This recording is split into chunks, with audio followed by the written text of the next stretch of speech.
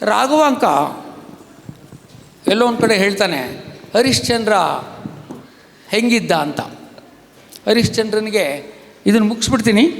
ಅಗ್ನಿಯ ತೇಜಸ್ ಇರಬೇಕಂತೆ, ದೇವೇಂದ್ರನ ಭೋಗ ಇತ್ತಂತೆ, ಅವನಿಗೆ ನೈಋತಿಯ ಪ್ರತಾಪ ಇತ್ತಂತೆ, ಯಮನ ದರ್ಪ ಇತ್ತಂತೆ, ವಾಯುವಿನ ಬಲ ಇತ್ತಂತೆ, ಸೂರ್ಯನ ಪ್ರಭೆ ಇತ್ತಂತೆ, ಕುಬೇರನ ಐಶ್ವರ್ಯ ಇತ್ತಂತೆ, ರುದ್ರನ ಉಗ್ರತೆ ಇತ್ತಂತೆ, ಭೂಮಿಯ ತಾಳ್ಮೆ, ಚಂದ್ರನ ಶಾಂತಿ. ಇದು ಒಬ್ಬ ವ್ಯಕ್ತಿನಲ್ಲಿ ನಾವು ಎಕ್ಸ್ಪೆಕ್ಟ್ ಮಾಡ್ತೀವಿ. ಡಾಕ್ಟ್ರಾದವರು ಐ ಥಿಂಕ್ ನಮ್ಮ ಜನ ನಮ್ಮಿಂದ ಇದನ್ನು ಏನೇ ಆಗಲಿ, ಅದನ್ನ ಎಷ್ಟೇ ಕಷ್ಟ ಆಗಲಿ, ಈಗ ನಮ್ಮ ಮೇಲೆ ಎಷ್ಟೇ ದೂರುಗಳು ಬರಲಿ, ಏನೇ ಬರಲಿ, ನಮ್ಮ ಆಸ್ಪತ್ರೆಗಳಲ್ಲಿ ದುಡ್ಡು ಮಾಡ್ತಾರೆ ಅಂತ ಹೇಳಿ, ಅದು ಏನೇ ಮಾಡಲಿ, ನಾವು ಇಂಡಿವಿಜುವಲ್ ಆಗಿರಬೇಕು.